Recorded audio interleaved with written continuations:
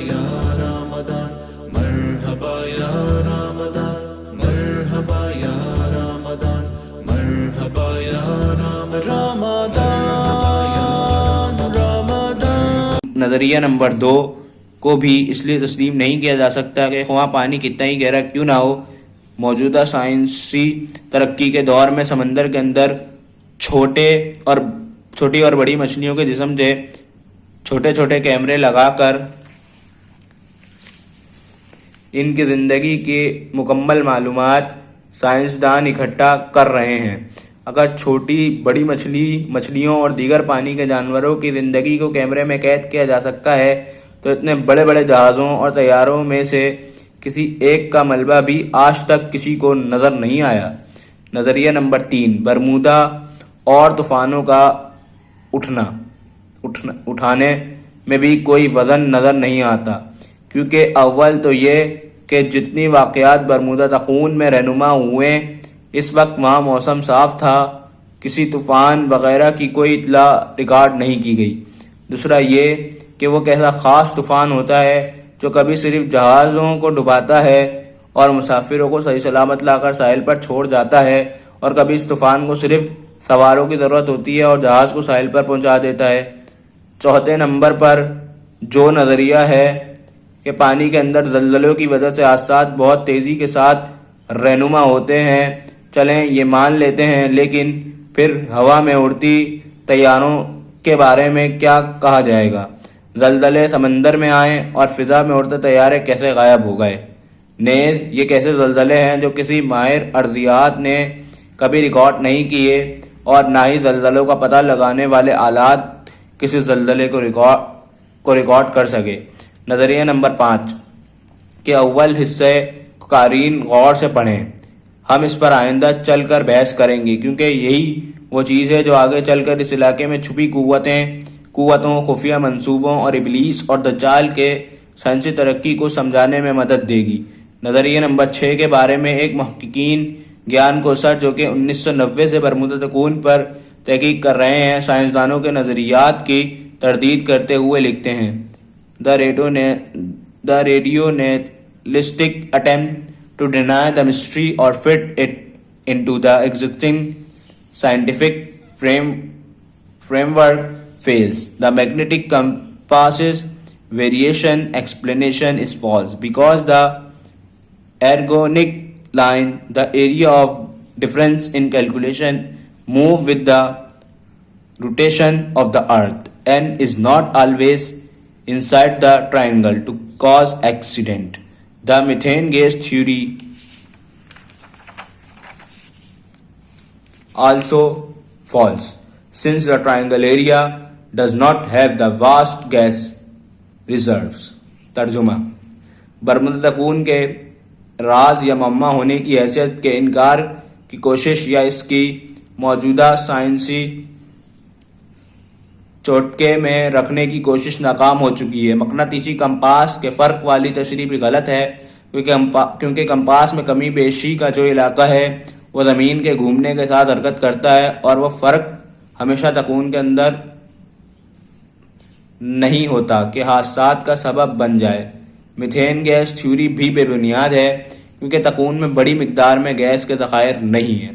Goyan Kausar आगे कहते हैं, डिस्पेट science efforts to create a theory of everything, earth still holds secrets that we can't fat home.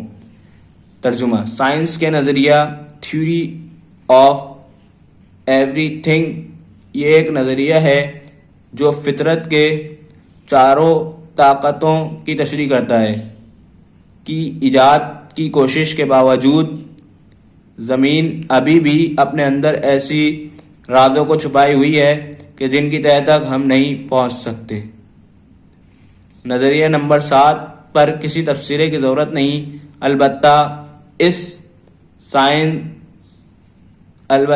Science के बारे में आगे मुख्तसरन कुछ गुफ्तगू करेंगे, और 8 और 9 काबिल गौर रहें जिन का तज़किरा आगे करेंगे।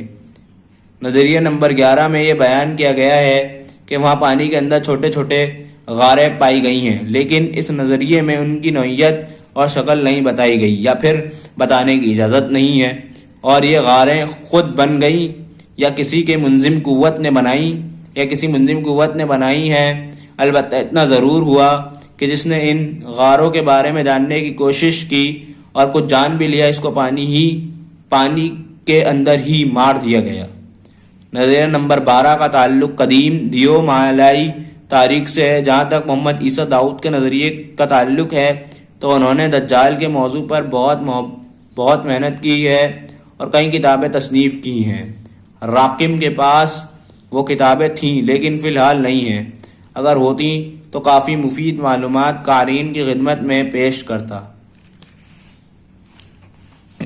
محمد عیسیٰ داؤد ان تمام جگہوں پر خود گئے ہیں جہاں سے دجال یا یہودی خفیہ تنظیم فریمنس کا کوئی تعلق رہا ہے، مثلاً سویڈن، مصر، فلسطین، امریکہ، برمودا، شام وغیرہ۔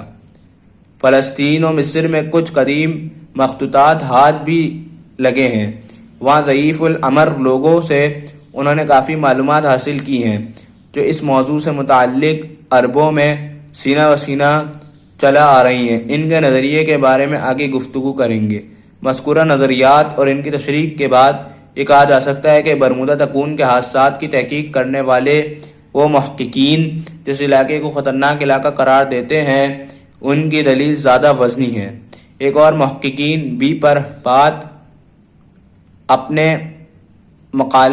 مقالے برمودا تکون توانائی کا میدان یا وقت کا میلان، برمودا ٹرائنگل، انرجی فیلڈ اور ٹائم ورلڈ میں کافی بحث و مباحثے کرنے کے بعد لکھتے ہیں۔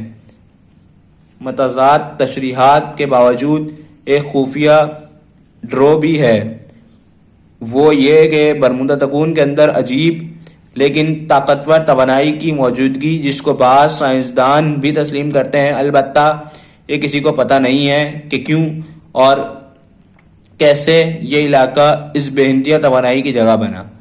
جی ہاں، برمودا تکون میں ایک طاقتور قوت کے ہونے پر اکثر محققین متفق ہیں، لیکن یہ پراسرار قوت ہے کیا اور اس کو کنٹرول کون کرتا ہے؟ کیا وہاں قوت کشش ہے؟ بعض محققین کا خیال ہے کہ وہاں ایسی شعاعیں یا لہریں پیدا ہوتی ہیں جو ہماری اس بجلی کی طاقت سے ہزاروں گنا زیادہ طاقتور ہیں۔ یہ لہریں جہازوں اور طیاروں کو اپنی طرف کھینچ لیتی ہیں۔ ان کو برقناطیسی یا الیکٹرو میگنیٹک لہریں، الیکٹرو میگنیٹک ویوز کہتے ہیں۔ برقناطیسی کا یہ نظریہ برطانوی ماہر طبیعیات جیمس کلر نے 1873 میں متعارف کرایا تھا۔ آپ آسان الفاظ میں یوں سمجھ سکتے ہیں، جس طرح ہماری یہ بجلی ایک بہت طاقتور چیز ہے جو بڑی مشینوں کو چلاتی ہے، بڑے دہیکل طیاروں کو اڑاتی ہے، اسی طرح کی ایک قوت الیکٹرو میگنیٹک قوت یا قوت کشش بھی ہے۔ البتہ یہ ذہن میں رہے کہ یہ قوت ہماری بجلی کی قوت کے مقابلے لاکھوں گنا طاقتور ہے، جس کو ہماری جدید سائنس ابھی تک مکمل طور پر استعمال میں لانے میں ناکام رہی ہے، کیونکہ برمودا تکون میں موجود قوت کشش اس قوت کشش سے یکسر جدا ہے جس کو ہمارے سائنسدان جانتے ہیں۔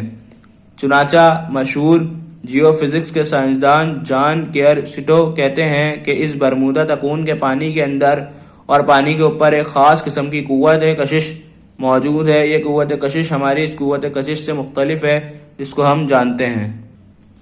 جان کیئرسٹوائی یہاں پر دو توانائیوں کے قائل ہیں۔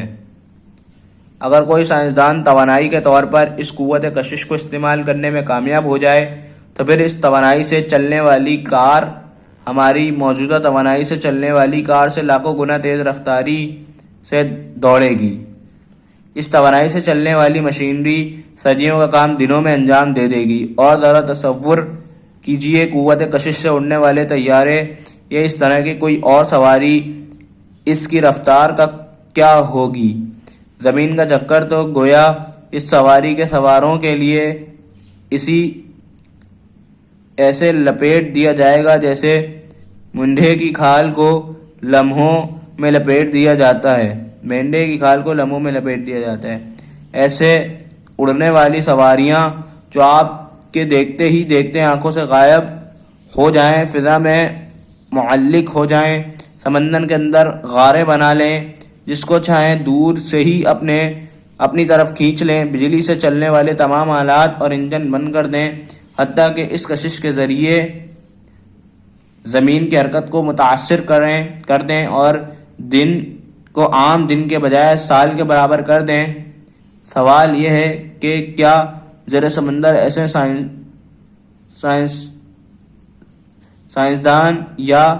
سائنسدان ہیں جنہوں نے قوت حاصل کر لی ہے؟ مجھے امید ہے آپ کو آج کی ویڈیو پسند آئی ہوگی۔ تھوڑی بہت جو ہے غلطیاں ہیں، میری غلطیاں ہوئی ہیں، تو اس کے لیے معذرت۔ اپنے بھائی سے کو دیجیے اجازت۔ اللہ حافظ، دعاؤں میں یاد رکھیے۔